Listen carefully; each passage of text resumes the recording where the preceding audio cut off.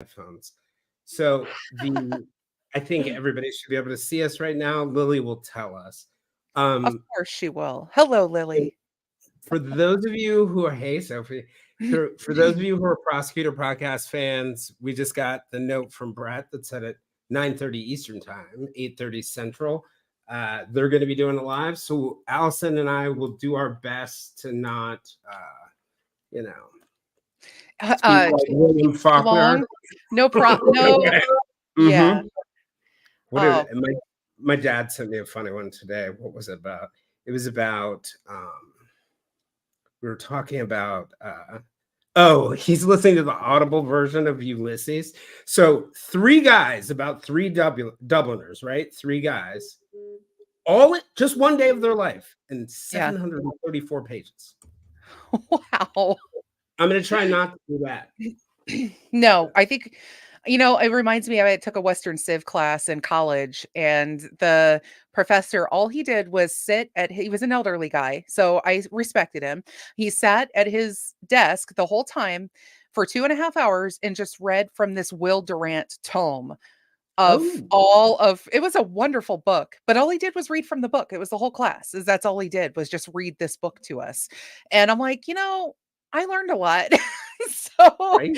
I'm like, I mean, admittedly, he could have been a little more engaging, but the book was good. So do you Sometimes have vintage villain swag on? I was very tempted I to wear don't my new yet. I don't vintage have my villains. swag yet, but I will. I was trying to decide. I like that color. So I was Oh, waiting to this see one? what Yeah. everybody else was ordering, and then I was gonna order mine. So, and I, also I want to make I sure also I have get the a right sizes. So, I have a black one, which looks stunning for those of mhm, you in the bonfire vintage villain store. nice. I Well, am sporting All Silver Linings handbook oh yeah. made by one of my awesome listeners. So, oh, are we revealing Uh, it? well, I guess we are now. I'm sorry. Well, this is our inner circle here. It's all good. Yeah, sure. I love Yes, her though, it and she was just by Sophie. She is amazing. yes.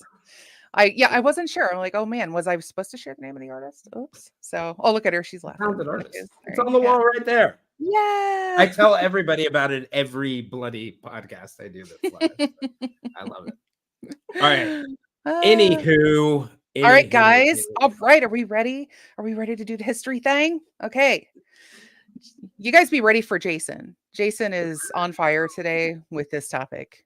And I'm he I'm half asleep. you better wake up, my friend.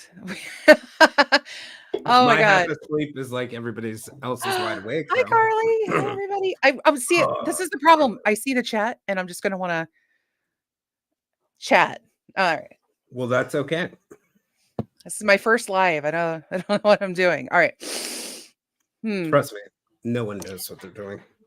Yeah, it's all pretending, right? Pretending we know. So, oh yes. Are we ready? Let's do this thing. We're recording. Go for it. Okay.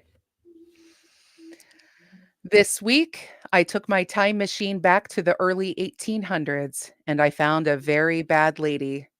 While the United States wrestled with its own soul on the issue of slavery, even going so far as to federally ban the import of slaves in 1807, the demand for free plantation labor continued to soar across the antebellum South, and many were intent on acquiring it by any means necessary, even by kidnapping free blacks from cities in the North and smuggling them to places like Louisiana and Alabama, where they were often never heard from again. Hop aboard, and my guest and I will take you to meet a woman named Patty Cannon, one of the main conductors on the reverse Underground Railroad. Trust me, Harriet Tubman, she ain't. On today's episode of Vintage Villains. All right. Let me scroll down here.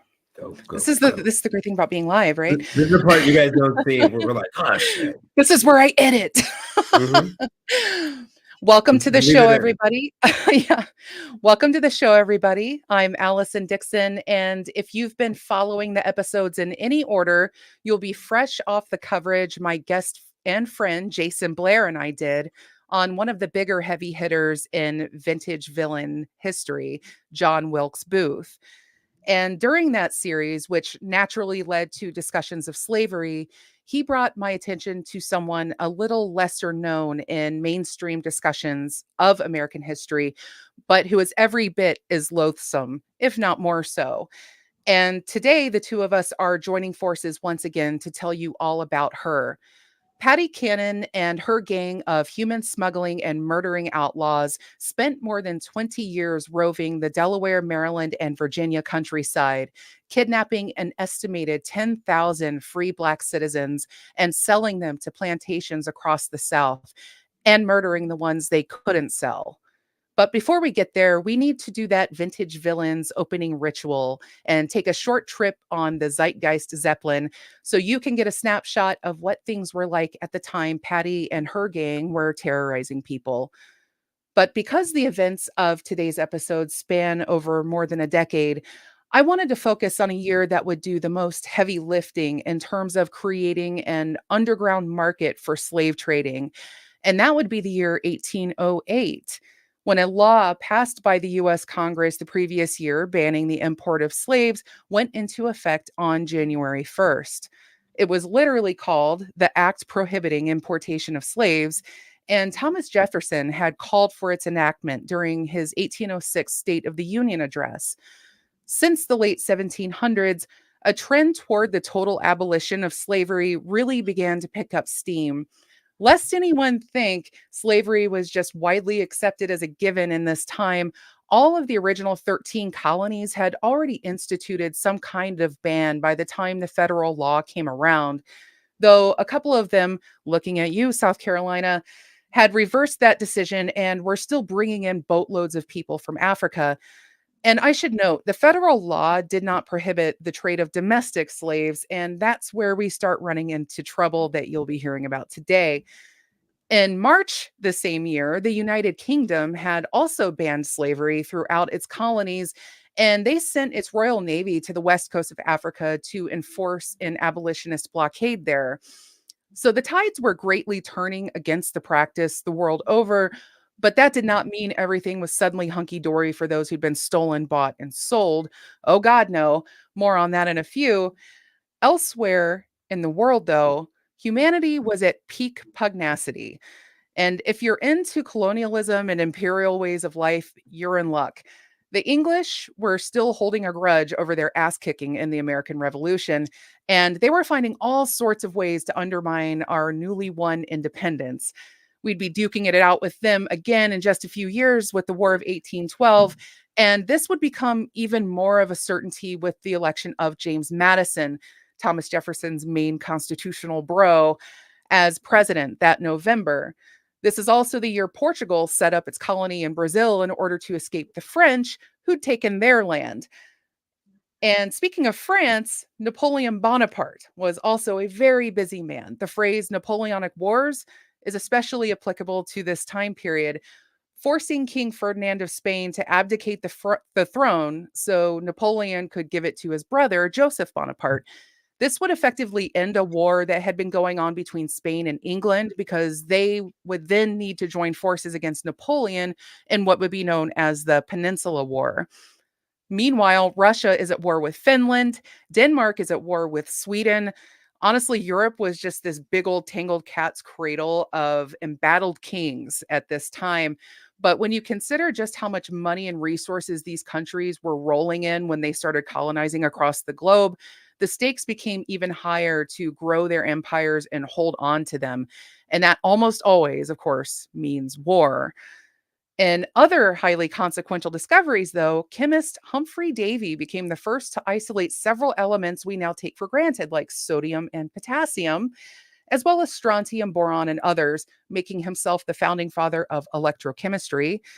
In Wilkes-Barre, Pennsylvania, anthracite coal was first burned as fuel by businessman and landowner Jesse Fell, thus beginning the use of coal as the key source of fuel for America's coming industrial revolution.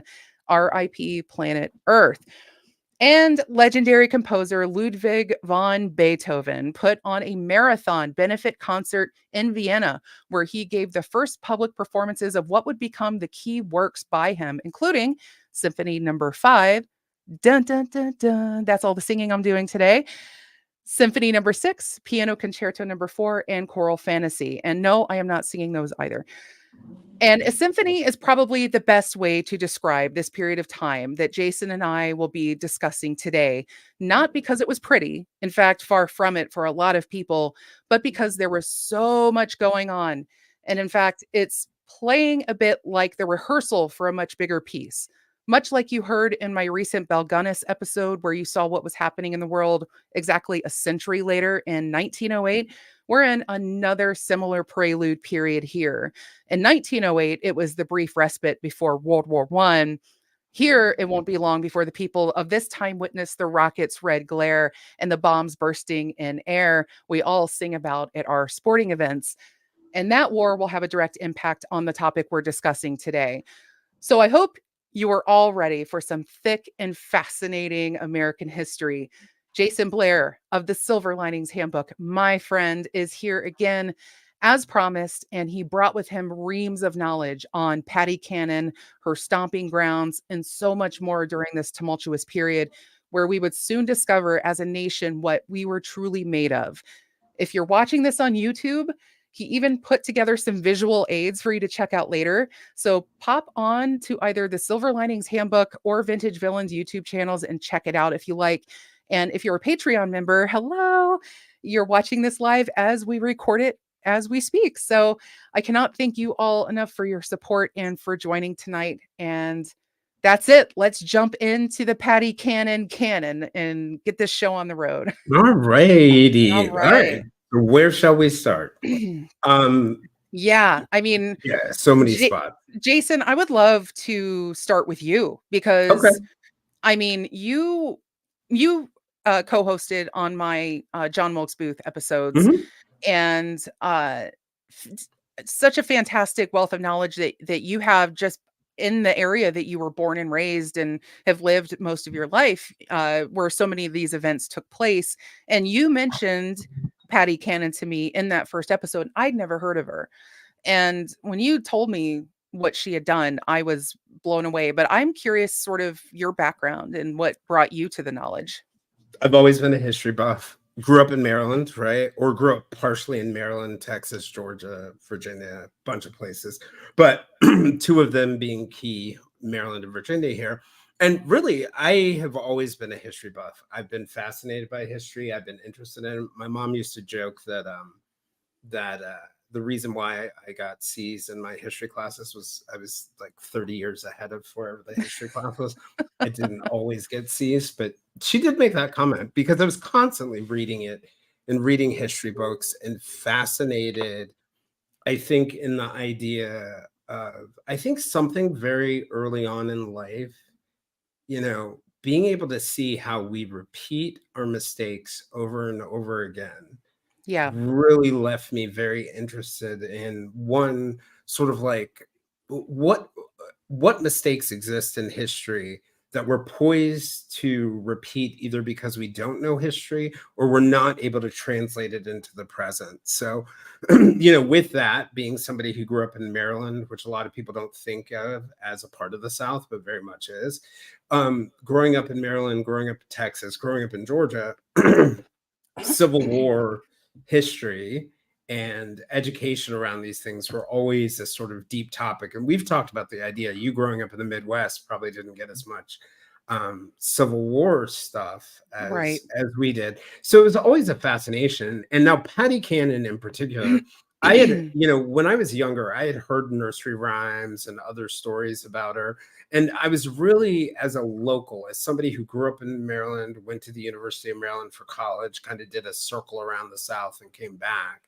I was really interested in the intersection between, the North and the South. And, I know when I went off to college, I remember going on this reporting trip with Heidi Sherman, one of my college classmates who's Jewish. And we traveled out to the Eastern Shore of Maryland. And we traveled out there because we were working on a story about the Chesapeake Bay and one of the islands there.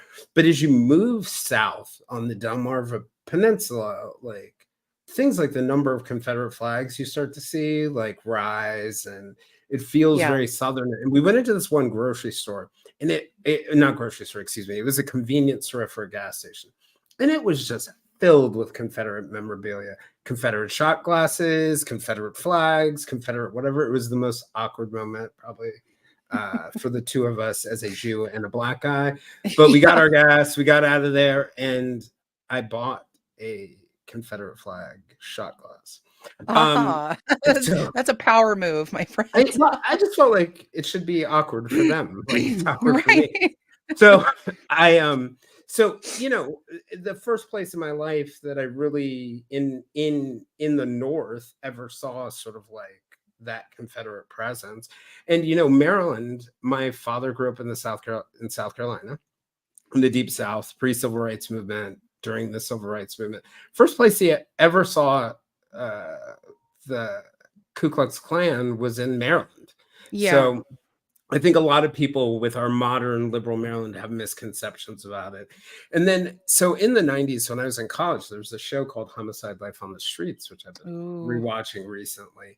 And it's yes. about these David Simon, the Love creator of him. the creator of The Wire. Well, he was a Yes. former Baltimore Sun reporter, and actually he was the editor of the University of Maryland student newspaper, the Diamondback, a couple years before I was the editor. But David, created Homicide: Life on the Street, and they had this one episode that I saw while I was in college, which was it was called A Woman Named Patty Rindhauer. And Mm. basically, skipping through, it's a great episode, but skipping through the episode, they find this white guy chained and whipped to death in the basement of a Baltimore row house. And they're trying to solve the murder, and they come across this. They find out that his family descended from this woman named Patty Rindhauer. Patty Rindhauer was a stand-in for Patty Cannon. Oh, And so that's how I was really exposed to this idea of Patty Cannon, this fugitive slave hunter who was running around Maryland capturing people. And the whole idea in this was one of the descendants of a slave that she had sold into slavery came back and right. killed I'm her sure there's a relative. lot of ghost stories sort of surrounding her. Yeah. Oh, absolutely. But then when I opened the Yeah. book on it, like, forget it. Like, this is gonna sound crazy, but like illegal slave trading was like some of the polite stuff she did. Yeah. She was clearly, I mean, and we'll talk about this, but she was a straight up serial killer, right? Yeah. She not only captured runaway slaves, she also captured free blacks in cities like Philadelphia, both blacks who were born into freedom or who had earned their freedom, and took them back down to places like Mississippi, Alabama, South Carolina, um, to meet the demand that was created by the fact that you could no longer import slaves. Right. So if you think about historically kind of where we were at that moment that you were talking about in the beginning, once the importation of slaves stops, at a time where agriculture and the needs of plantations are growing. Yep. Yep, Yeah. we don't have the cotton gin yet. We're not able to sort of like, it's still being done by hand. It's going up. So what slave owners have to do is, your slaves can no longer be as disposable, right? You Right. can't throw them away or put them into retirement and teach them to cook or do whatever, or laundry. You have to keep them in the field. So that's one aspect of what's happening there. And slavery is becoming more brutal in that sense, in Yeah. terms of the age piece of it. But you can't afford to lose your slaves. Your threats to losing your slaves are death, another slave plantation owner stealing them, or someone stealing them. And so weird to talk about like stealing people because it's Right. just, This when we talk about this, I yeah, find, because a lot of people know I've been rewatching Narcos, and I have this obsession with the drug trade or the cartels and whatnot. And so talking about same people when thing. we talk about cocaine or talk about, some other product that is being traded, and realizing that these are human beings that were ripped from their own families, Right. But they in were their own products. country and brought, yeah. But for a good segment, they were products, right? They were Mhm. property. Um, Even though it was against law, you were unlikely to be punished for uh, selling a free black person into slavery, but what you would be punished for was stealing a slave from a white plantation owner. Well, yeah, because That's that's where his because you're property. taking their property, right? Right. So anyway, back to that thing. The big thing that's happening during that time, essentially, is it puts without the ability to import in slaves, it puts a greater focus on keeping slaves from running away to the north and finding other ways. So the Fugitive Slave Act, which was passed, I think it's 17, I'm going to get it wrong. It's like 1790. Well, there are two of them, but the Yeah, it was first in the Fugitive Slave Act, 1790s. yeah, it's Yeah. 1793, I think. So the Fugitive Slave Act is passed then. That is designed to implement for all of you who are originalists and want to go by the actual words of the Constitution in Article 4, Section 2, Clause 3 of the Constitution. It required the return of escaped slaves to their owners. Man. Clarence. But so I got to get a Clarence Thomas jive Yeah, in. yeah, yeah, Um, anytime. so the idea there is the Fugitive Slave Act enables that element of the Constitution, and it allows people to not only hunt slaves, but later in its iterations demands, puts a duty on law enforcement and government and others to capture fugitive slaves and return them back to the South. And this was just a supply and demand problem. But what was happening in the black market, right?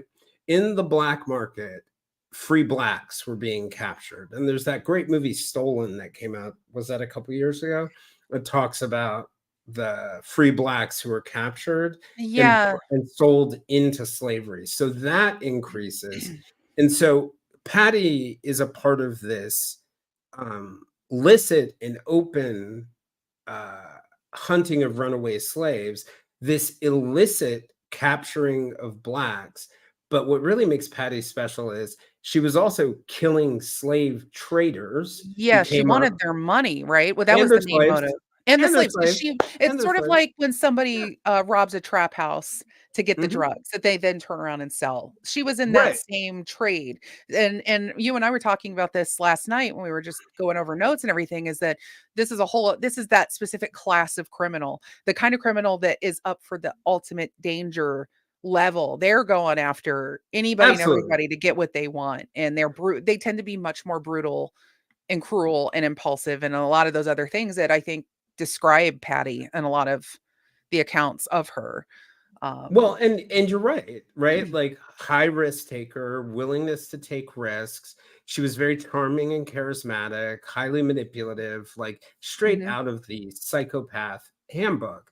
But what she also was very explosive because as we walk through the story, we're going to find out she kills a lot of people she didn't need to kill.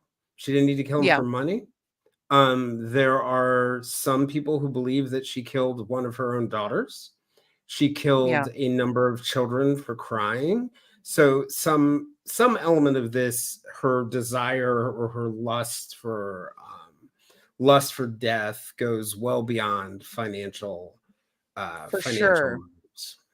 And it's So interesting because she let one of her daughters at least live to adulthood because it's really when she starts doing, gang work, like getting her gang together, the Cannon Johnson gang. Wasn't the Johnson part of the gang, that refers to her son-in-law and, that she had done a lot of that stuff second with? son second son-in-law. Yeah, it was her Yeah, second son-in-law. And I think you're kind of leaning in a big point. Patty was not the only one doing this. yeah. Um, in the history, I'll go ahead and throw up sort of Oh, like yeah. this visual. Visual If you aids, everybody. Right, right. So these are the most prominent paths to the Underground Railroad. And the Underground Railroad had actually, in reality, was not an underground railroad. It was just the name of it.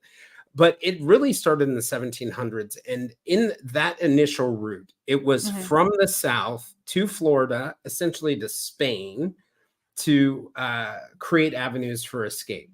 Once Florida, becomes no longer friendly to slaves traveling through it, all the routes start to move north for the Underground Railroad.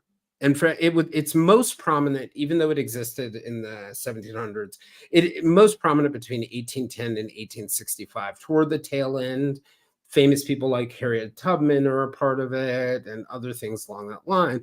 But little sort of talked about is this reverse Underground Railroad that existed.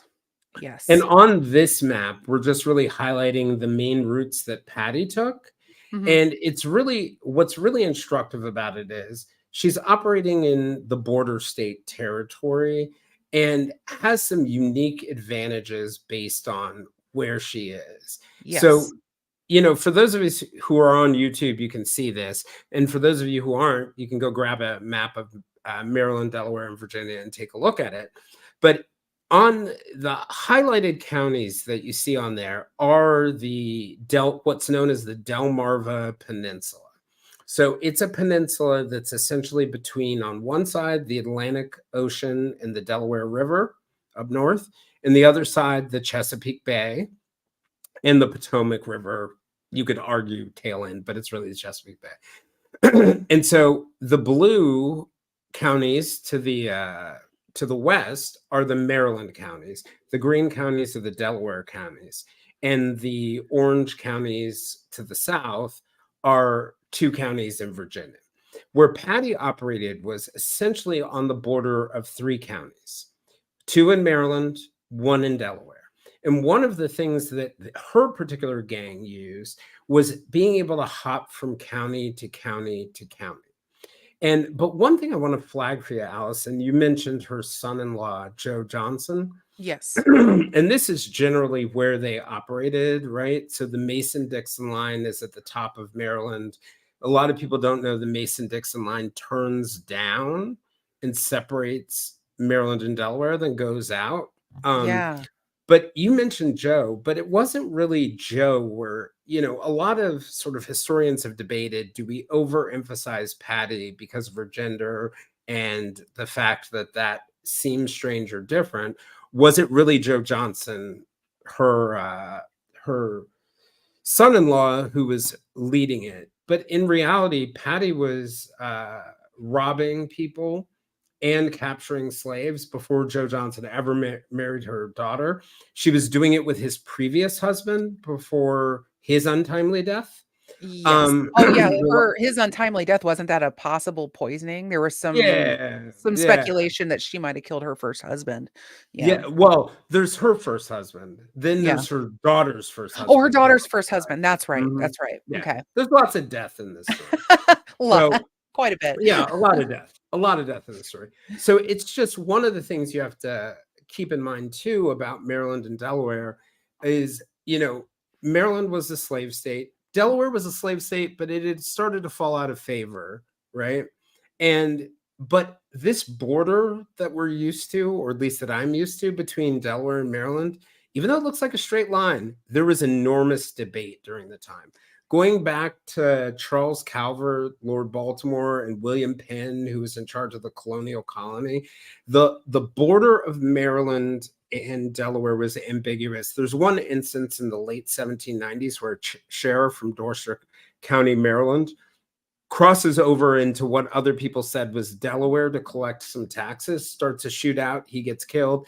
This group of people, these slave traders, including Patty Cannon, took advantage of the border That lines, that being mushy able to get, border.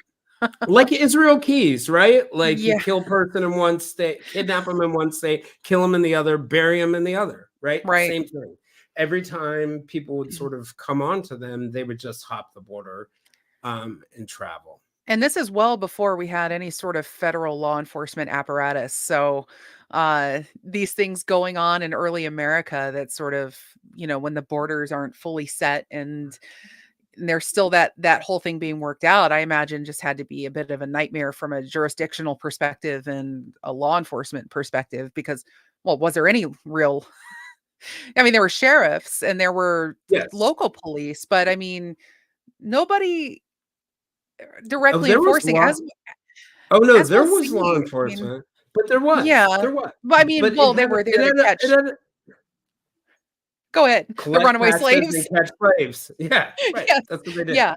Mhm. And so in order for people to in case we hear people that say we're going to politicize the police and all that, we're not here to do that, but we can't ignore the early history of what police were designed to do in this country.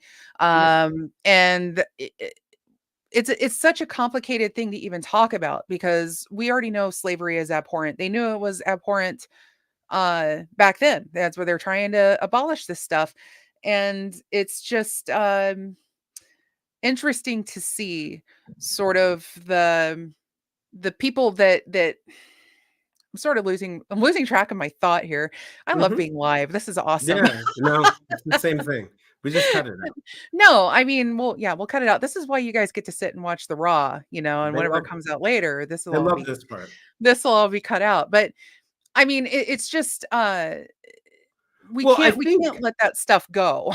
yeah, It's an well, and I important part of think history.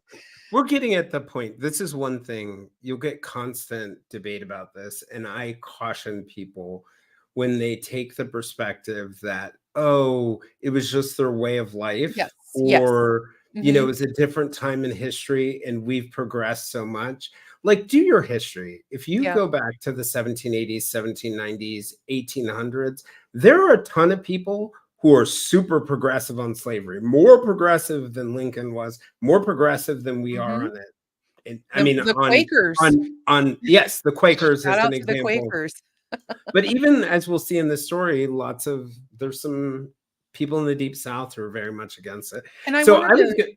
Oh, Oh, I but wanted I to would, mention real quick too, yeah. Thomas, in the chat, he, mentioned before, 12 Years a Slave, was as another example of, this practice, in Mhm. action. I think you said it I don't think that's specifically based on a specific person, but of that experience, yes, if you wanna get an Yeah. idea of what that was, like, that's another movie, and also, yeah, he mentioned, yeah, the roots of current police harken back to slavery. Absolutely, I didn't wanna leave those things going Oh, because yeah. I saw that Yeah. in the corner of my eye, um, but yes, there were a lot of progressive people at work, and on the Facebook, page, the Vintage Villain Soiree, I posted a screen grab of something published in 1805. It was basically a pamphlet that talked about, the horrors that we were doing to the slaves that we were bringing over here. They were very aware of what was Mhm. going on and the wrong and how wrong it was. So, I think it's really important to establish that because there are way too many people today who are trying to put a smile on slavery and say, "Oh, we trained them and gave them jobs and no, we didn't fight the Civil War over that." They're really trying to erase those things. And we have to be delicate when we talk about some of this stuff. Yes, there is nuance, but let's not lose sight of the fact that we're talking about human beings being bought and Chattel sold. So slavery, much nuance there, yeah, right? yeah, and Ultimately. yeah, Lincoln definitely not as progressive as we think he was. I mean, in the sense that we talked about this, Jason, in the Lincoln in the John Wilkes Booth episode, where he suspends habeas corpus and he's doing all these things during the war that would reinforce the idea that he was a tyrant to the people that were fighting him. But yeah, but Lincoln was trying to do the right thing ultimately. I believe But there so. were also many people before. So Yes, let me scene set for you maybe. yeah, So we're talking about the Delmarva Peninsula, right? So it's a mhm, combination of the vast majority of Delaware, the eastern shore of Maryland, and then the eastern shore of Virginia. yeah, So it's about 170 miles long, about 70 miles wide at its center, 12 miles wide at its shortest part. I mentioned it's bordered by the Chesapeake Bay on one side, then the Delaware River, Bay, and the Atlantic Ocean. So you've got big waterways around you. You've got the Potomac River near you. You've got the Chesapeake Bay, which leads out into the Atlantic and then straight on the Atlantic. And you have the ability to cross the bay into a slave state of Maryland. You also have easy access to Pennsylvania and northern cities. So it's a great location to sort of spirit off people and hide them because Delmarva is still today and was then very different than the rest of, let's say, Maryland. yeah, Highly rural, very agricultural, different culturally, very Catholic by background. You can still go there and see churches from the 17th century that Catholic churches that are still operating. If you look at its history of even before then, you had the natives who lived along those islands who were pushed out very early, Yeah. eliminated very, very, very, very early. I mean, we betrayed the Native Americans in terms of, or the natives. I don't even want to call them Native Americans. That's not really fair. But we betrayed the natives immensely in those areas, creating treaties, pushing them out, all Right. for this agricultural operation.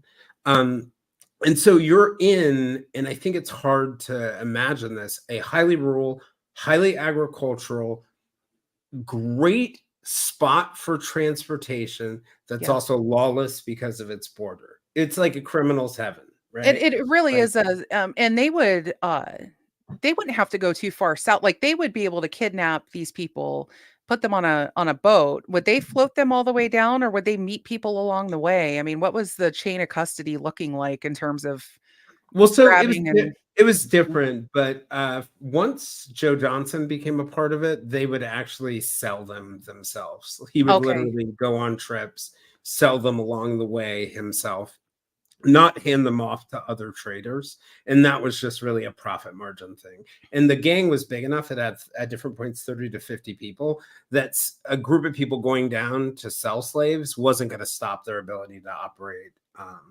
up north. So, Patty walking into all of this, like, there are two different versions of the Patty Cannon background story. One is she was a local Delmarva girl who grew up there. There's another version of it that I think there's probably a little bit more historical evidence for, that somewhere between 1759, 1769, actually in Canada, Mm. near Montreal, she's born.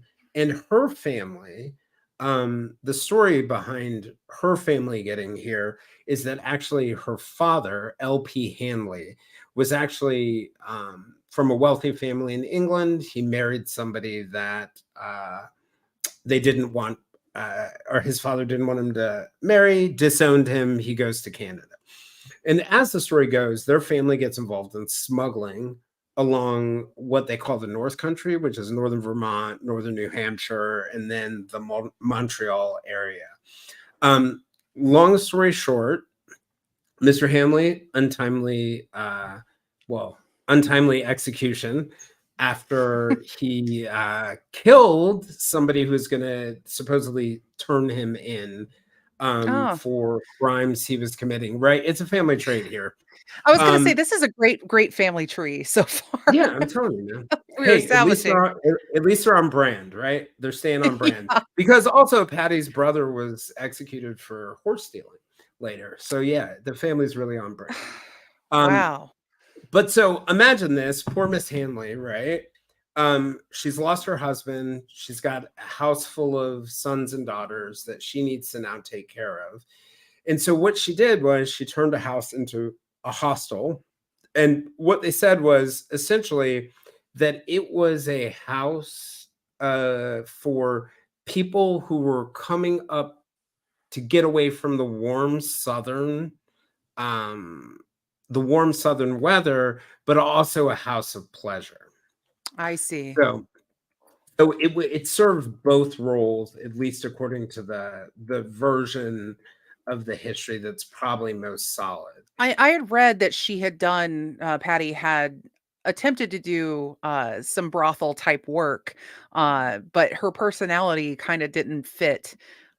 She was a bit too surly. I think I read somewhere that she had Yeah, sort like of a sour disposition. She didn't want to do the sex well, work.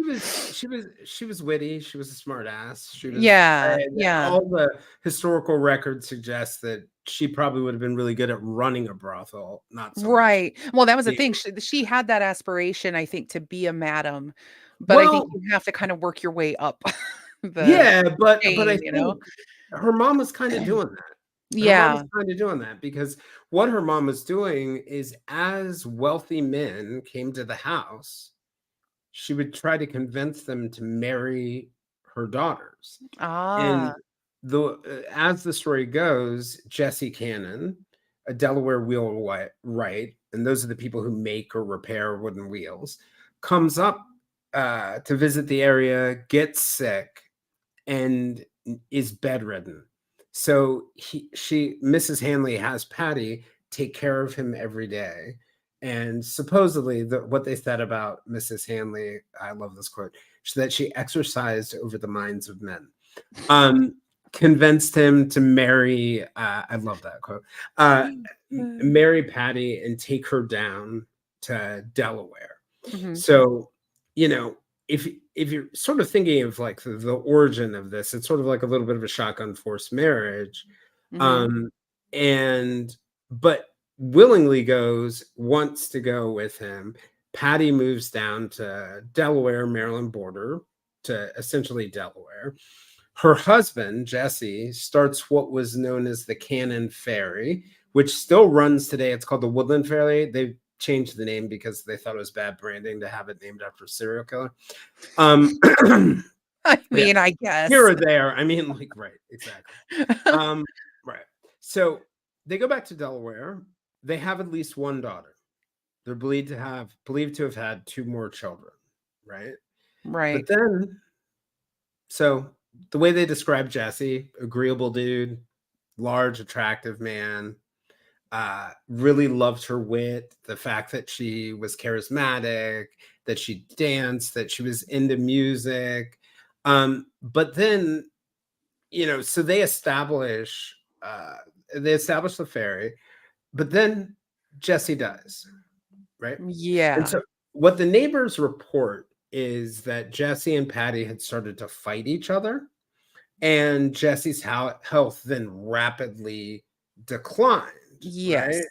Mhm. And the neighbors literally said that he died of grief due to the relationship falling apart.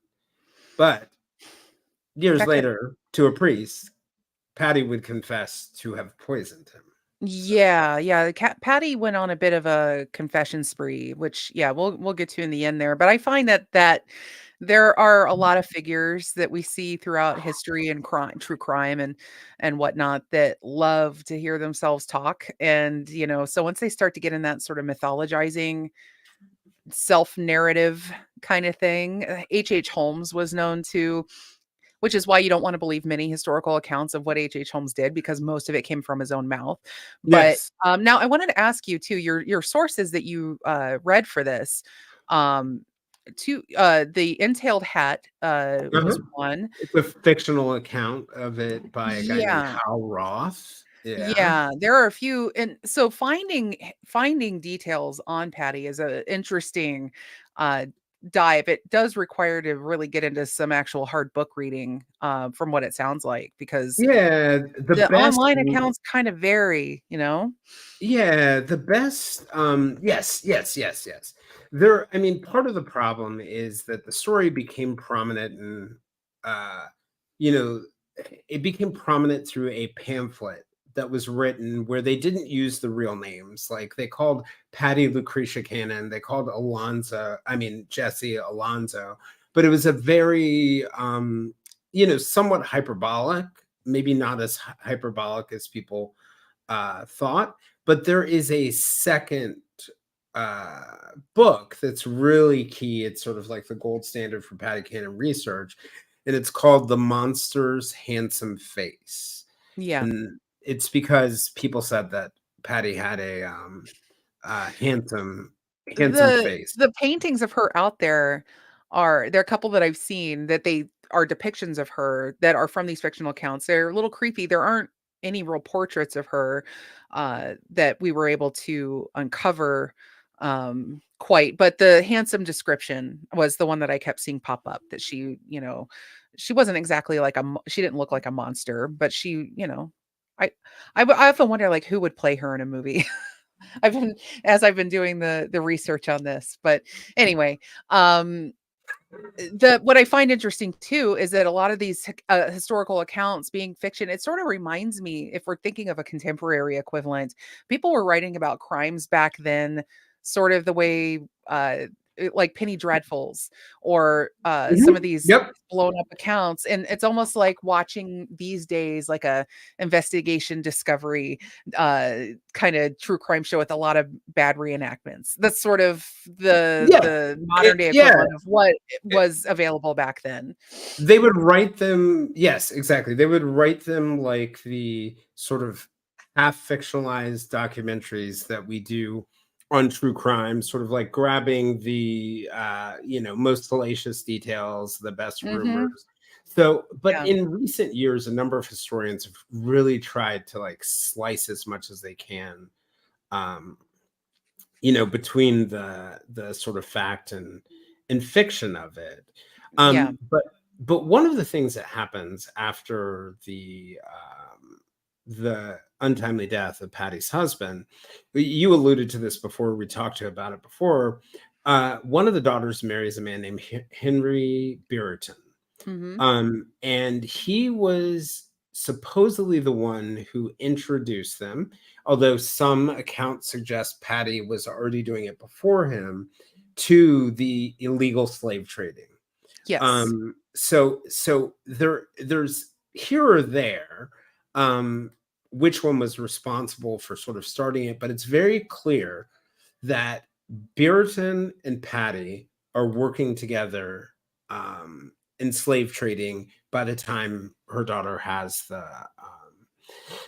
the by the time her daughter's first marriage has happened.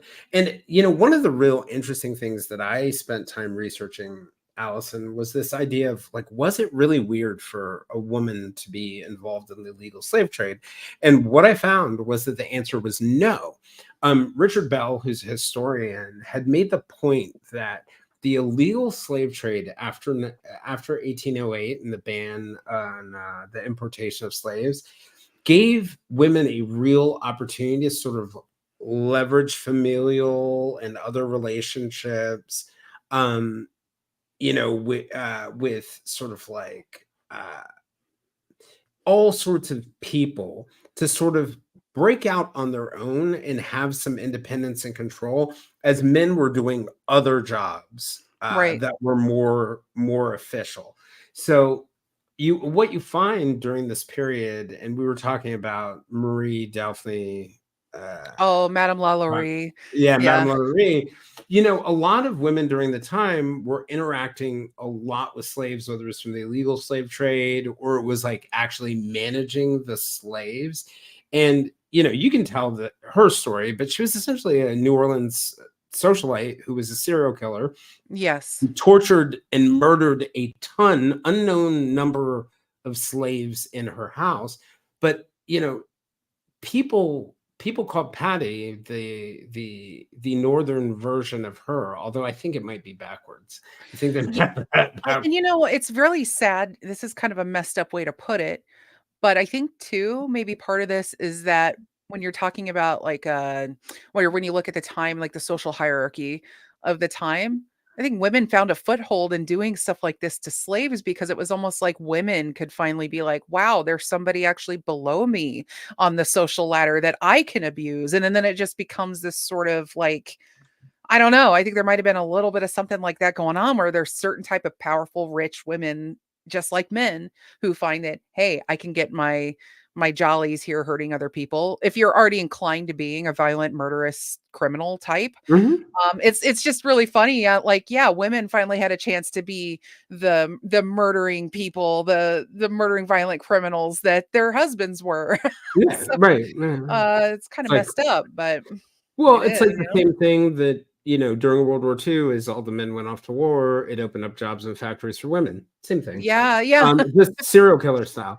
But Right. the but but the thing about it is, and I see we have a good question about where the bodies ended up, and we'll definitely get to that. But one of the things that happens too during this point, I'm glad you brought this up, is that there's also a gender bias at play in the sense that just like in New Orleans, in New Orleans, the only reason she got caught was because Mhm, her house went on fire, and then the fire marshals came and mhm. found a 70-year-old Black woman tied to a To stove, the stove, right? yeah. Who then pointed them to where all the bodies were in the attic. She just basically said, people go up to the attic and never come back. And they Yeah, find there all was the a bodies. really, really interesting recent series on her on last podcast on the left, that I, recommend if you want a good background on Madame Lalaurie. But yeah, it's interesting that we call her people think of the Madame Lalaurie first. But you're absolutely right. I do wonder if it was Yeah. it had it the Well, other but way the around. rumors about her were going on forever, and the rumors about Patty were not going on forever. And there is historical documentation that basically says that there were times where Patty was not prosecuted, nolo prosecute, because of her gender. Right. Because they didn't believe it or they didn't want to do the prosecution. Unclear on which one it was. So basically, you have those rumors going around. It's 1811, and Henry Beerton is arrested and Mhm. starts serving a prison sentence for kidnapping probably white people's slaves. Right. So he escapes from jail in Georgetown, Delaware, which is like the one of the county capitals. After his escape, he reunites with Patty, and they launch this um, plan to sort of ambush this slave trader named Rigel, who is Yeah. who is staying. And this is one of Patty's favorite things to do. She would like wine because she was charismatic. She would wine and dine people, fill them with food, ask them all sorts of questions, get them laughing and joking, find out whether they had money, slaves, or what their setup was. And with the Rigel situation, they essentially let him leave, kept him there, gave him more free drinks, let him leave. One group, along with Patty, went ahead of him, knocked down a tree to block them. Another group went between them, right? And basically tried to kill them. They did a terrible Yeah. job, They're horrendous job. they're They not killed great at one guy, yeah. two got away. At this point, they're not great. They get better. Yeah. But what eventually happens is Beerton is caught, and he ultimately will be executed at, later down the road. But what that does is, after he's caught, that forces Patty to really move out on her own. Mhm. And so one of the things you then see happen is she starts to build um her own sort of independent gang, and a key part of that is Joe Johnson. Yeah. So when we were looking at the map, if you go here, you can see right here on the border of Sussex County, and I think, is it Caroline County or is it Dorchester? I forget which one. Um, you have Patty's house in Reliance, Maryland. Literally right across is Joe Johnson's tavern. Yeah. They would keep the slaves or the free blacks that they captured primarily at Patty's house, in her attic, in her cellar. They stopped using the cellar once it was filled with too many bodies that from people that she'd killed, but the attic and then the rollover space was Joe Johnson's tavern.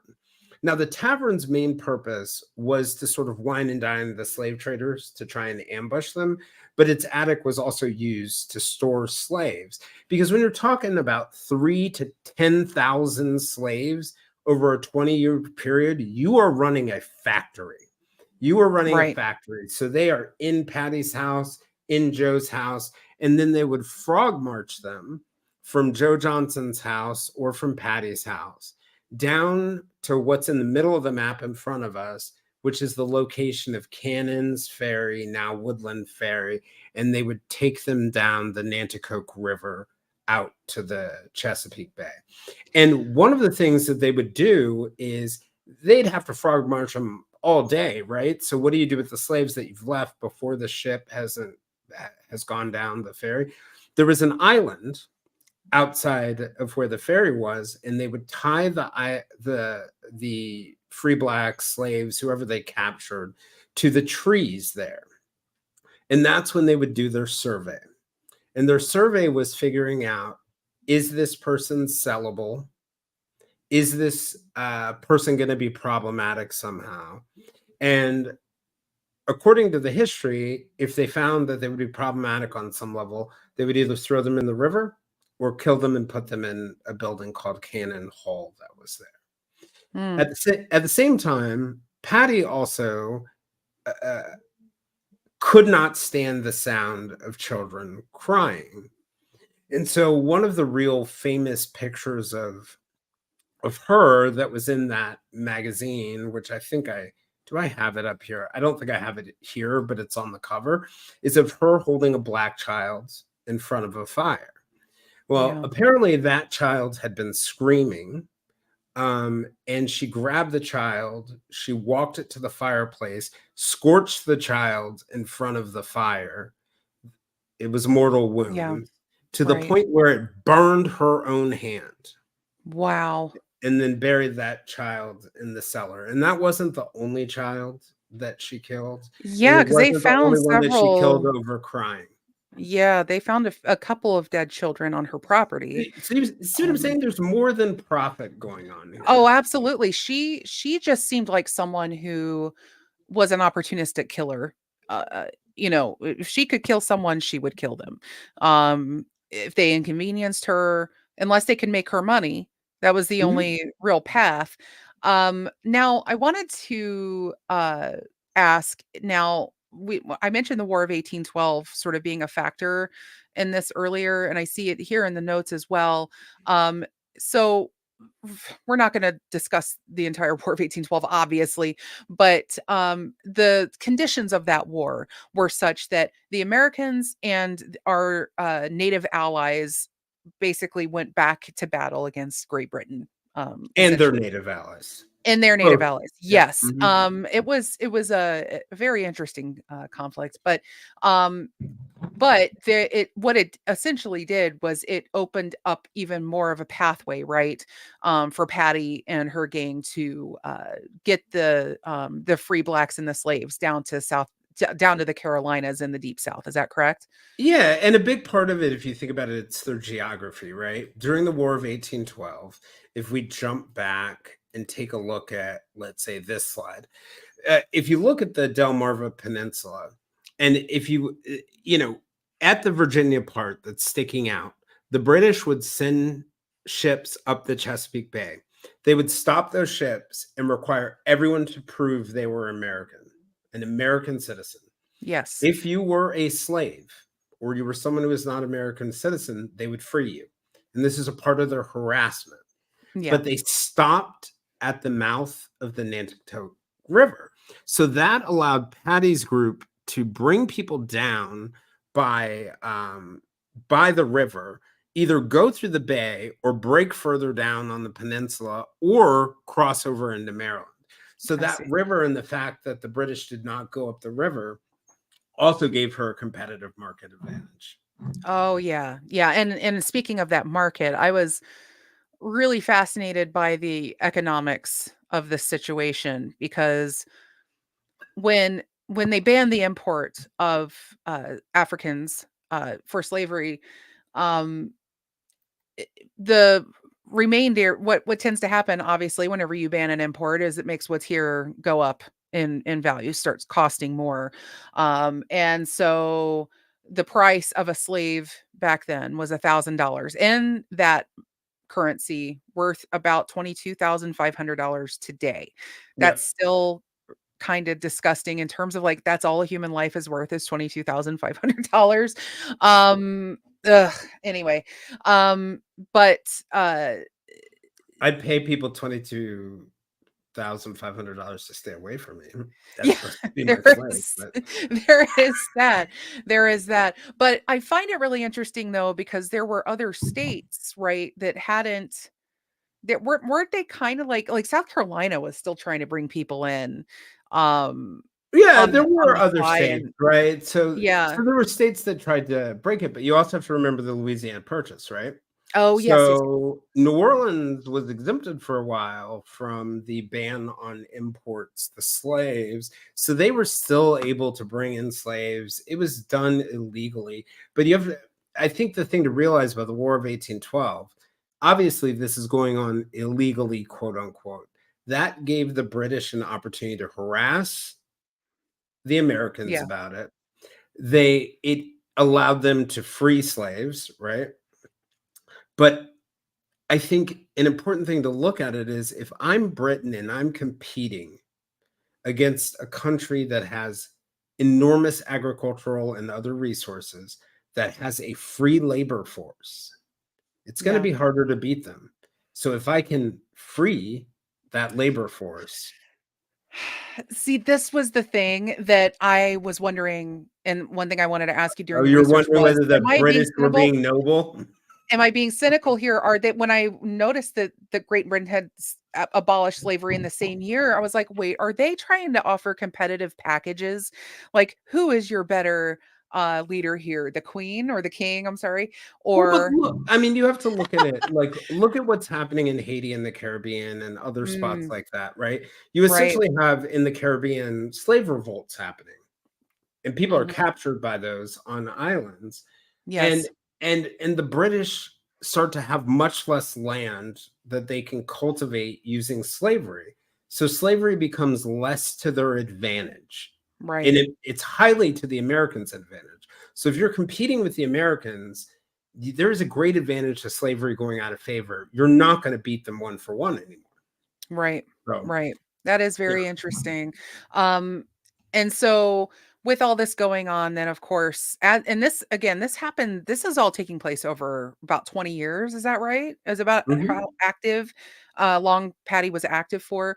Um, so she was able to really capitalize on the market and the war and everything that was going on. And now with the War of 1812, was there any like active fighting like going on in the country, or was the war mainly kind of Well, out, yeah. I you mean, know? you have So no, no, no, no, no. I mean, the war came to DC. it came to DC. Right, Okay, you're 18, absolutely yeah. right. You're right. Mhm, Okay. mhm, This is a war I have not studied as much in depth as like the Revolution and the Civil War. So mhm.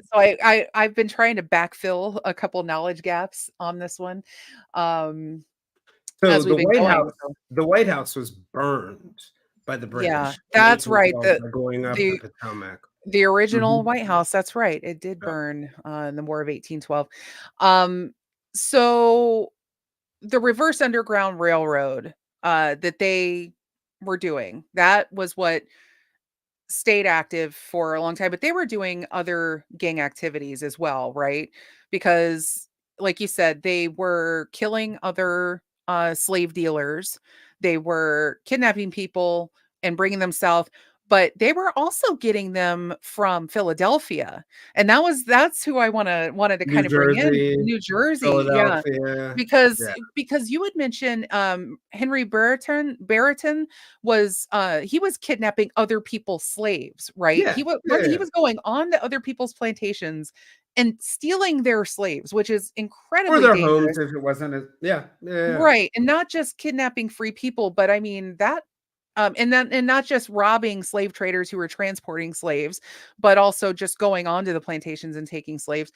Um, And you see but less of that in the history of as the gang evolves, they start to get out of yeah. the business of or the gang itself, once Joe Johnson and Patty are running it, are not no longer doing that. And what's interesting too is I had read that they also utilized, within their gang, Black members or members of mixed race Oh, as sort yeah. of decoys. Like, Yeah, yeah.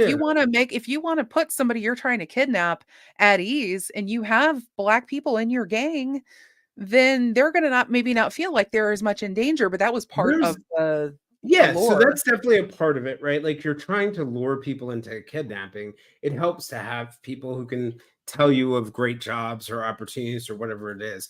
But it also serves another purpose, just like with the murder of Emmett Till in Mississippi in the Right, 1950s, is you have built-in fall guys ready too. There were right, 2 black men who were a part of that group that went with them. It's historically, you will see that the slave traders inevitably had some black servants or whatever you want to call them right, somehow right. involved in their work. It served many utilities. And what they would do, and this is part of what led to her downfall and her capture, is that, you know, one of the guys who worked for her, and I'm trying to remember which of the two it was. I think it was Cyrus. Cyrus. Cyrus. I can't think of Cyrus's name, but one of the black men who worked for her would go to Philadelphia, would charm both women and men, and would attempt to get them to come to jobs in other places or spots where they essentially would get kidnapped. And so that was essentially the way that eventually Philadelphia gets involved in the case. But there were others who would travel across Delaware and do similar things. There were others who would do similar things in New Jersey. So Right. this group, Western Maryland, Western Pennsylvania, very expansive. They had a very expansive reach. And ultimately, that reach into the northern states and the ethics of some people in the deep South are what lead to their downfall. Right. Yeah. Right.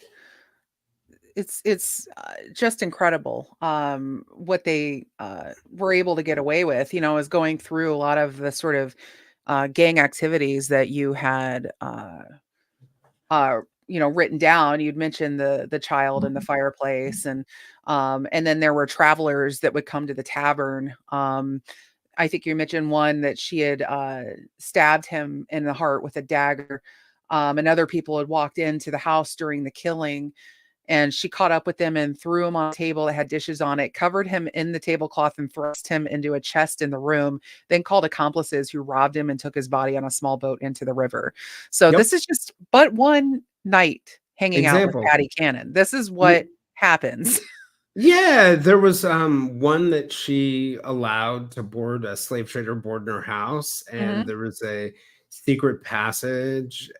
They came up and they clubbed him. She clubbed him. Yeah. There's another example of somebody who was at the tavern, another Mhm. slave trader who was at the tavern, and they seated him by a window so Mhm. someone could come from the back of the window and stab him there. So, like people talk about like mere presence, right? Yeah. Like when there are like 30 or 40 people disappearing and it all seems to be around you. Yeah. And, Yeah, it it's becomes a little more interesting than mere presence. is, the sheer body count, of killers from from earlier eras is astounding. I think mostly because, it was harder to, get caught probably, back Mhm. in those days. So people could just do a lot more killing before, and, and this is, of course, well before we even knew the term serial killer was a thing. But it's, utterly fascinating to me that this woman had a house full of bodies, and, um, and you just look at this sheer body count, aside from all the kidnapping that she did, responsible for the death of probably over 10,000 people indirectly or Disap directly, Yeah, disappearance. disappearance. I mean, a lot of these Disappearance, people death. that were sold now, there were Coulda ended up. people that were recovered, and I do Yes. wanna, bring that up because there were people that she sold down the river, literally, that did get recovered, and that was thanks in large part to the mayor Of of Philadelphia, Philadelphia. yeah, yeah. Yeah. So our friend Mike Ely, Just Legal History, Hey, Mike. check it out if you have not seen it, Yes, folks. He's got and I his gotta get it, YouTube yeah. channel. I'm on an episode, Jason's on an episode. Oh, yeah, that's right, that's right, that's right, that's right. Brett Yep, from Brett, the that's right. prosecutors on episode. He's got lots of really good guests. But he asked, where did he put the bodies? So when people ask me that question, where did she put the bodies? I have like one story that can give you all of the many examples. So there was this black boy who worked for her in the house, 15-year-old black boy. She became very suspicious that he was going to rat her out and Yeah, escape at some point. So he had been like a waiter and a servant in the house. And she really became, or he, the 15-year-old, appeared to become really, really uncomfortable once she burned that child to death that I was yeah, talking about before. So she became worried about him.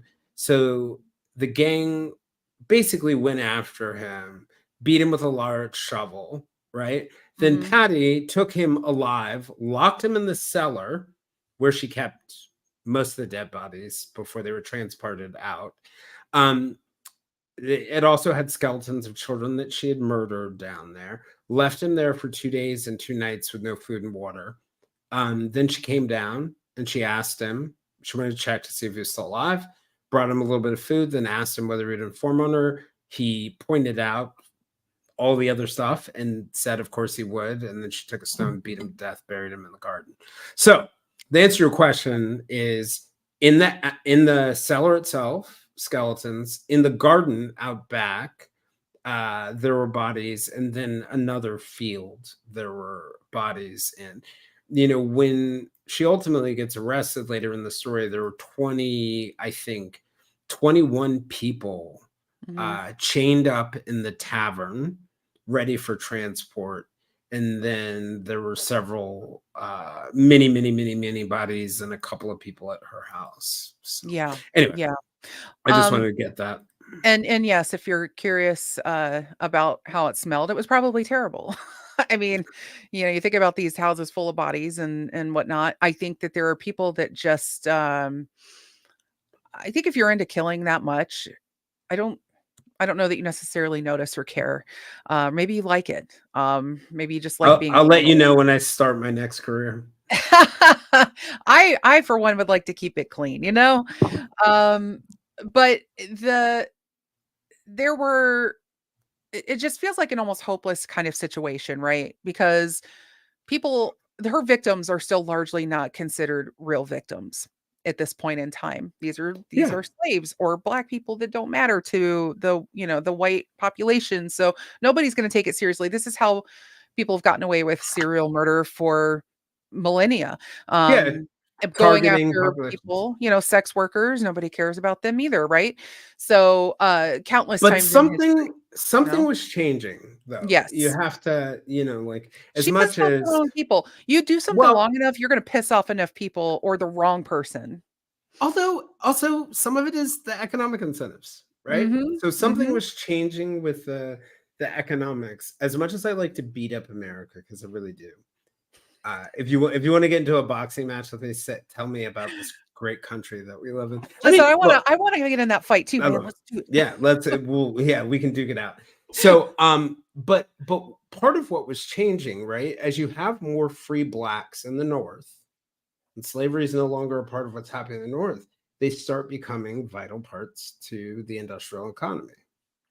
So, kidnapping free blacks from a state like Maryland or a state like Delaware is probably pretty safe. Right. Kidnapping them from a city like Philadelphia, where they're beginning to be seen a little bit more like citizens, is Yes. pretty dangerous. Yeah, and So, Mayor Joseph Wilson, he was of getting Philadelphia. of Yep. Philadelphia, he was getting damn tired Hmm. of people from his city of brotherly love getting kidnapped. Yep. And it's really interesting to hear about a city mayor reaching well beyond the borders, not only of a city, but his several states, to reach his hand as far down as, Louisiana or Alabama or Mississippi to get his people back. Yeah. You And basically had three key nemesis: Mayor Joseph Wilson of Philadelphia, mhm, John Clayton, who is in the US House of Representatives. He represented Delaware. He was later, toward the end of Patty's run, he was the Delaware Secretary of State. He was sent to the Senate after, and he was one person who had been fighting and fighting and fighting, yes, fighting to take care of it. He was a prominent, close associate of the soon to be President Taylor. And then the best part of the story to me, the Philadelphia part's great, but it's actually an attorney and a slave oh, owner from Mississippi that are the I agree. key to breaking the case. So, Yes. John Henderson, correct? yes, yes. Yeah, an attorney for Hamilton, and later a US senator from Mississippi. this is according to your notes that are wonderful, said that if the statements of his blacks provided accurate, they should be published so the people of Philadelphia, the quote, colored people of Philadelphia, could be guarded against similar outrages. And Yeah. he was convinced of Johnson's guilt. Do you want me to give you a But little background on how he got involved in it? I can give you yeah, that'd the be great. quick. Yeah, so in a town called Rocky Spring, Mississippi, there were three black Yes. boys, and two women who were offered for sale. One of the boys told the slave owner, John Hamilton, that they weren't slaves, but they had actually been stolen from Philadelphia. So Hamilton sent for a Mississippi justice of the peace who questioned the people who brought them down. The people who brought them down, were there were several people, but one of them was Ebenezer Johnson, who was related to Joe Johnson. Mm. He produced a bill of sale for the blacks and agreed to let them remain with Hamilton until their backgrounds were verified. Enter John Henderson, who's Hamilton's lawyer. Meanwhile, Ebenezer Johnson, disappears. Well, you eventually find out that you're dealing with, they ultimately find out that you're dealing with people who are captured from Philadelphia. Later, they'll find people captured from Delaware who were sold in Alabama, people captured from, and these were children, these were women, these were men, and an assortment of different people. But really, what spurred it was John Henderson, the attorney for Hamilton, reaches out to Mayor Wilson of Philadelphia and says, hey, we've got this problem down here of free blacks who are being offered up for sale. And every incentive in the world that John Henderson and his client had would have been to be silent and just let it happen in the background. But they wanted to adhere the law, or had some kind of moral conviction related to it. But basically Henderson gives them the advice to investigate it. They had no idea in that moment that they were unraveling. And, people talk about how it just starts with one clue. They had no idea they were unraveling one of the biggest kidnapping organizations in American history.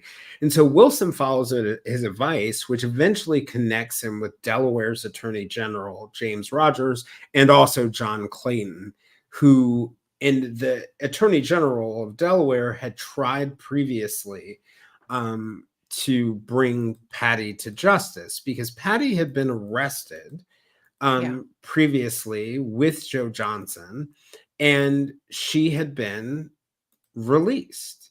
Right. He was actually punished at the pillory. And if you guys have ever seen the pillory, it's like the thing where your head goes through the wood and your hands go through on the other side. The part that they leave out is that they nail your ears to the wooden part.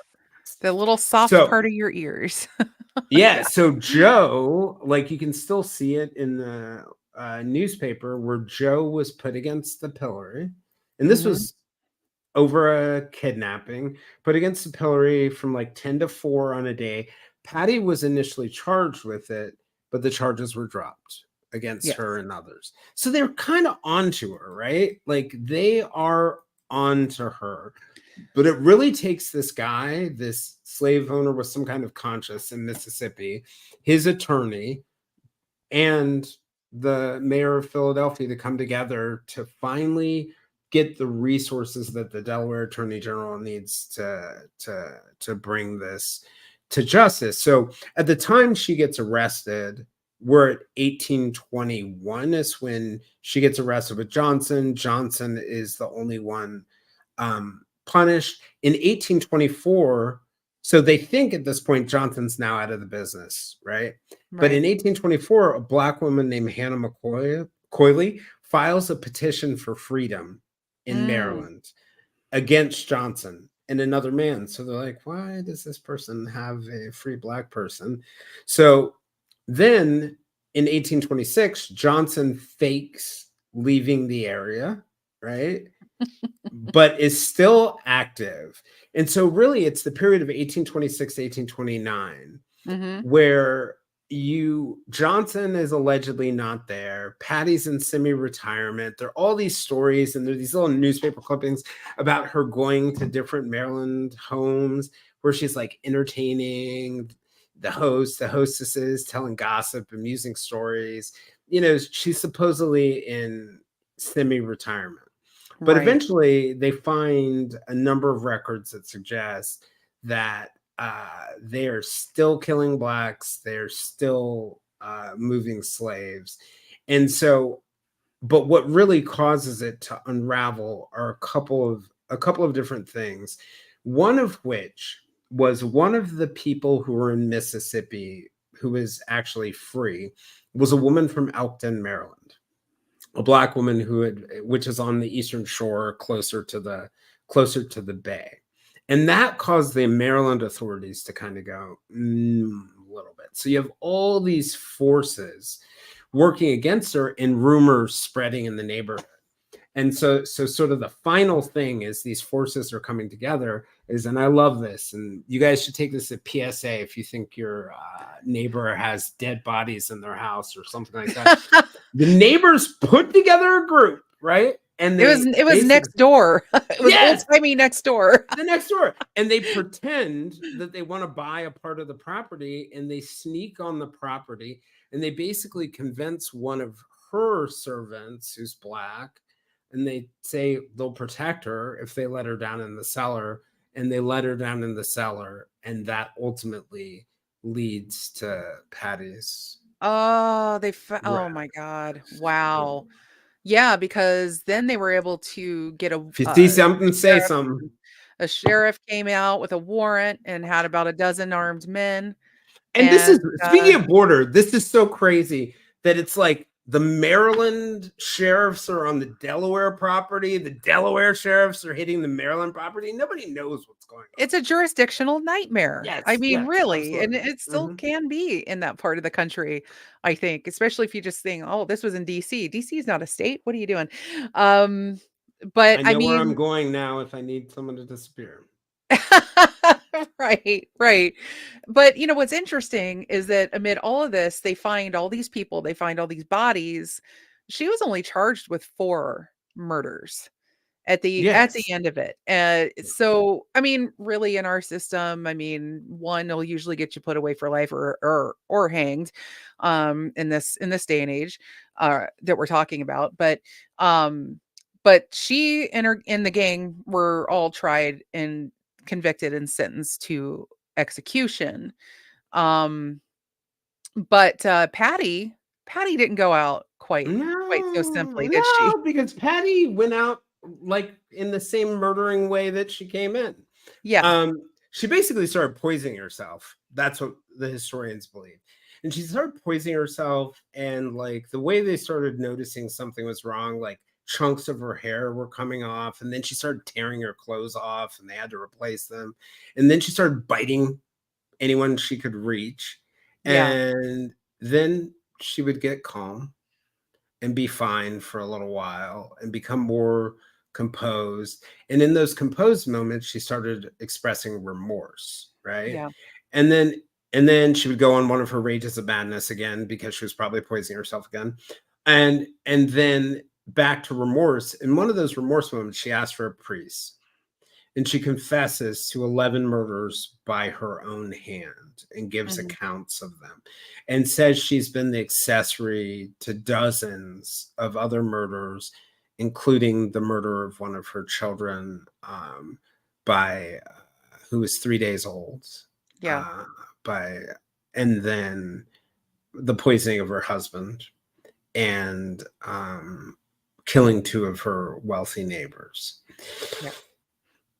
The accounts suggest that the actual number is 24 or more, a minimum of 24, possibly more, um, by Patty's own hand, not to include her accessories. Right, because, yeah, if you put in the accessories, I'm telling you, I'm getting some people with some pretty heavy body counts on this show. We have Belle Gunness, who had up to 40, it was believed, and then the Russian guy Vasily Blokin had 7,000 at least, and now her, Patty Cannon. So just to show, I think, how it only takes one person in a lot of cases to ruin a lot of lives, a whole lot of lives. Jill, you are correct. This is gross. Yeah.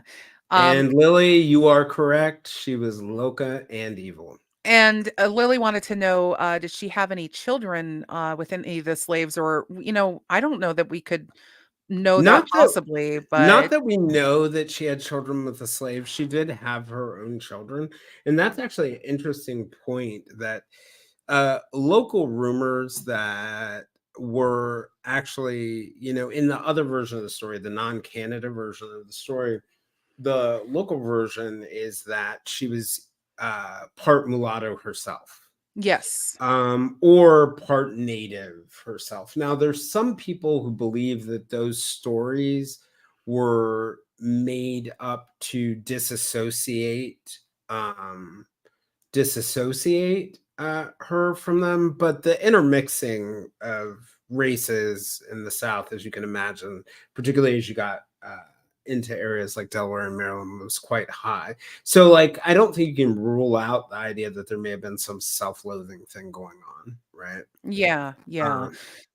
Um, And so they don't know exactly where her body was. Now you have, they think that they found her skull, but we're not 100% on that. Yeah.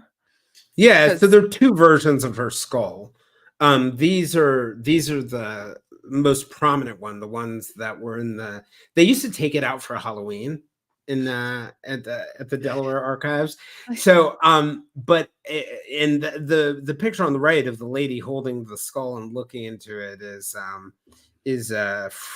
from it when it was exhibited. Someone sanely passed a law in Delaware that said you could not display human remains in the museum. So oh, eventually, this skull got sent to the Smithsonian. One of the funny stories is that a historian, I think it was in the 90s or something like that, I may have the dates wrong, but came in asking about Patty Cannon and was talking to the archivist about it, and who was the archives director. And he was like, "Oh, I have her skull right in here," and then just walked over to the shelf in his office, pulled out that little box, and then there was Patty's skull. there have been a lot of laws passed about what various institutions can do with human remains. Like there are books that are bound in human skin that the Harvard Medical School Library has in their collections, and there's a lot of problems surrounding having those things on hand. So that doesn't surprise me.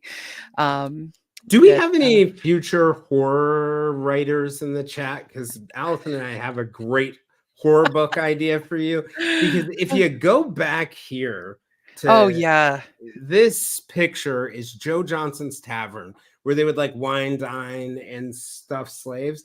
Well, apparently there is a house now built on the foundation of it. So just a whoever normal those looking people are house. did not watch Poltergeist, and there is a great horror movie or book to be They written. need to remake The Conjuring, I'm telling you. They need to remake it. Get those charlatan, uh, uh, that couple whose name the Warrens, get them out of that. We need to reset it and put it on this property right here. Right, Because honestly, if there is any piece of haunted land in this country, it's gonna be right on that patch. right. I would think. It is interesting to see though that at least they're putting some signage up. They're acknowledging Yep. the history here in some Yep. way. Because this story, which what I kept noticing over and over again as I was studying it, is that there's just not a lot out there. And what you have dug up for this episode, hopefully will paint a much broader picture, even going onto YouTube. I was telling Jason, I'm like, we're gonna have to like make this video public beyond this after this episode goes live as a podcast, because there's just no content out there about Patty Cannon, Yeah. really. Other Well, than, and And it's really interesting to me too when we talk about things like the like we have these conversations about like, are there women serial killers, or are there many, or there are many notorious ones. If we talk about like, the motives behind things, I think we tend to flatten and simplify them, Right. right? Did Patty kill over money, or was it about independence, or was it about what happened to her as a child, or is it just because like she was a psychopath, or she was very Yeah. excitable, whatever it is? It's usually a wild mix of things. Yeah. And I think the thing that you have to look at, because I tend to come of mind that Patty was a serial killer first and Mhm. not a slave trader first. Right. Slave trading was a way to make money, get power. She's a psychopath. It worked for her. Serial killing was also her business. That these times in history where we have turmoil, look at something like the war in Ukraine right now, or Yeah. Hurricane Katrina in Florida, that is wide open ground for people, even if they're not serial killers, who want to do harm to other people. Like, Right. when we do not take care of each other, or take care of laws. And you can still see places like this now, inner cities, native, like the Navajo reservation during COVID.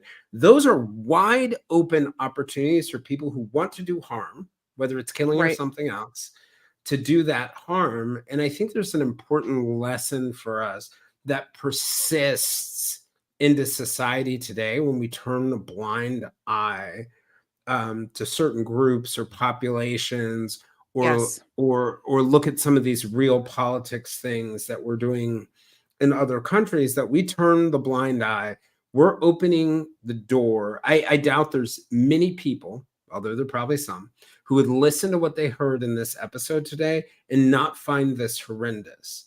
Right. But I bet if we did a real inventory, there's something that we're enabling or not fighting, just like happened in Rwanda or Bosnia or in Ukraine during the war, Or what's happening that, in Haiti right or what's now as happening we in Haiti speak. right now, is Mhm. it that is contributing to the Yes. exact same things that your grandkids or your grandkids, when they're getting this podcast thing on a chip in their brain, are going to be thinking are horrendous a Yeah. 100 years from now. So Yeah, anyway, and also I found, looking back, and reading about these horrors that I'm reading on every topic that I'm covering on this show is, I find myself playing the Mister Rogers looking for the helpers, person, because I'm like, "All right, where's my hero? Is there a hero anywhere in this narrative?" Sometimes there is, often there is not. Um, I got some reassurance, I think, from the heroes in this particular story because, my God, there were so many who needed somebody. And this right here shows, like you said, that importance, I think, of us looking out for one another, and holding together that social net, and providing the basics for one another, so maybe we don't feel the need to rob and steal and kill, to survive, even, and trying to keep this sort of, or how about we just don't treat people like property? I think that would also be it'd be perhaps a good another lesson. great Yeah. moral of the story. But is that does that wrap it up for you, Jason? I mean, I know we had a lot of material here, Patty and Cannon could everything. go on forever for me, Yeah. but the I,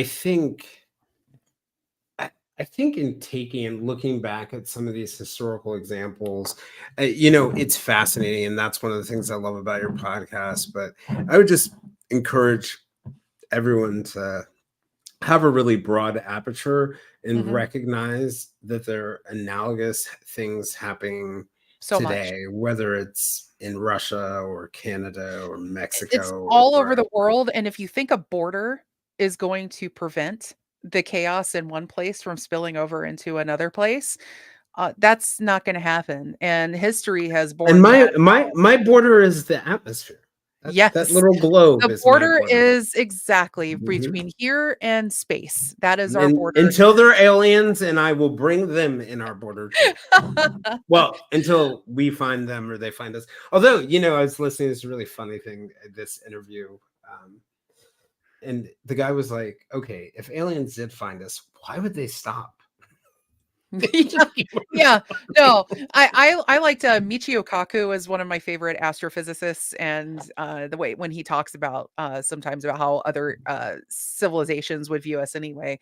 Uh, a lot of the prevailing theory is that they would just view us the way we view ants, in the sense that you just walk on them or by them. You don't really, unless they're getting into your stuff, you just don't Yeah, really think about them. yeah. Um, but yeah, it's I hope to welcome every opportunity to examine history and find the parallels. That's why I love to do that zeitgeist, because it's like things that were happening then affecting what's happened in the broader scope often give you a slice of like why is this happening here in the closer up. So I want to do that with every episode, and I hope that if you liked today's episode that you will be back for more, that Jason will come back for more guest spots, and because I just love this discussion, and I Any love day.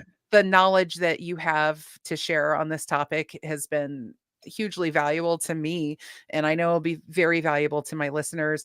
And while you're waiting for the next episode, I hope that you will consider joining the Vintage Villains Patreon, or join Jason's The Silver Linings Handbook, Or stay, both? or both. Is it an either or thing? No, we're not in competition, man. We really should just, open it up and become Combine one big it? Yes. conglomerate. But The that's where you'll get to, Prosecutor, Vintage Villain, Ding Dong Darkness, Silver Linings Handbook, Santa yeah, Maybe, Santa maybe. I Patreon. mean, Get it all the in one kingdom, package. the kingdom is growing. Look out, Wondery. We're coming for you. Um, Mhm. but there's that but the Patreon is where you will get to stay up on more events like this, like live recordings. You can participate in the chats and have questions answered. And there's also this discussion over on Facebook at the Vintage Villain Soiree, where of course you can also bring up new topics or post related things to what we're talking about here, and any questions that you have. And of course you can also leave ratings and reviews over on Apple and Spotify. And finally, go and check out Jason Blair's podcast, The Silver Linings Handbook. He is giving some of the best interviews that you'll find out there, period. If you love an interview podcast, seriously, where he'll talk to any variety of people and just get down into, what really makes them tick. You have a gift for that, my friend. And I think Oh, people thank need to you. go and check out your show. Um, and that's it. That's all I've got here for this episode of Vintage Villains. But now it's time for you all to go on and make good history. And I'll see you next time in another century. Bye. Peace Thanks, out. guys. That All was right. See you fun. guys. Now get over to the prosecutors for those of Yeah, you who we are only there. kept you over 9 minutes, right? So they're probably Yeah. only just getting started. But we really, yeah, right. It's not even there. But we really appreciate it. We enjoy it. It's fun to do this stuff live. It's fun to take your questions and also get your ideas. And we really appreciate you guys showing up for stuff like this. Yeah. So Yeah. should we do commercials? Oh God. If we're gonna get to that point one day, I'm right? Allison. Yeah. Let's read us a HelloFresh ad right now. I love HelloFresh. But I'm not doing BetterHelp. I'm just gonna put that on right No, no, now. no, no, I hate no. BetterHelp. I like Santa Maybe's commercials. Those are the best. Better Elf. I want to, yes, Better Elf works. If I do any commercials, I want to ask if they'll let me do them like old timey style, like they're being read on a Victor a photograph or Hey, something. hey, hey! Lily's got a great idea. Adam and Adam Eve. and Eve. Adam and Eve. See, I that's a will good take an idea. Adam and Eve That's a sponsorship. commercial I would like to do. I could talk about really Victorian era sex toys. Why is Lily saying sorry? What is wrong with her? Does she Oh, not know us? Is Ken yeah. yours? Is Ken the Ken Yes, who helps Ken with the is podcast? mine. He is Oh, my hey, guy. Ken. Yeah, Ken Nice to did meet the you. he did the music for the show, and Very cool. he makes sure that my tech works. He makes sure that I stay sane, and also that and he puts up with a lot of my shit because I'm having a bad week and I don't have much patience when things aren't working. So he's been very good helping Mm, me out. patience is So, what you have me for. yeah. Despite my many aggressive qualities, patience somehow was given to me. I don't get it. No, no, you're It's good. so I have enough time to line up the sniper script.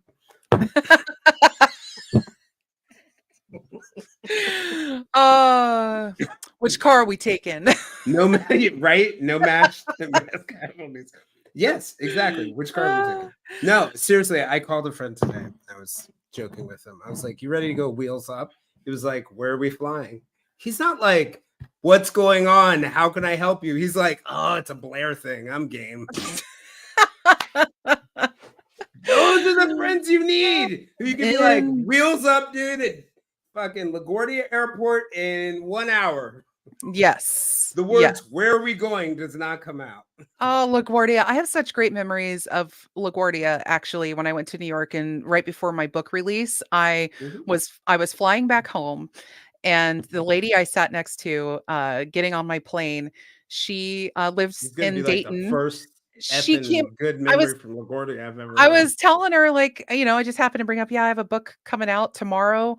It was really the day before my release party, and she was like, "Oh, are you doing a thing? I wanna come." She actually came to my book signing, to my release party, and I met her in the LaGuardia airport. She just happened to Oh, Yeah, it that's was the really coolest nice. thing ever. I Well, couldn't that's a believe it. cool story. Yeah, she was great, and so I mean, I didn't have a bad time in LaGuardia. I mean, it's kind of a junky airport. I got lost, and it was under construction, and it needs work, but, I mean, other than Hey, that Lily, could you use that promo code for Adam and Eve to buy gifts for all of us, please?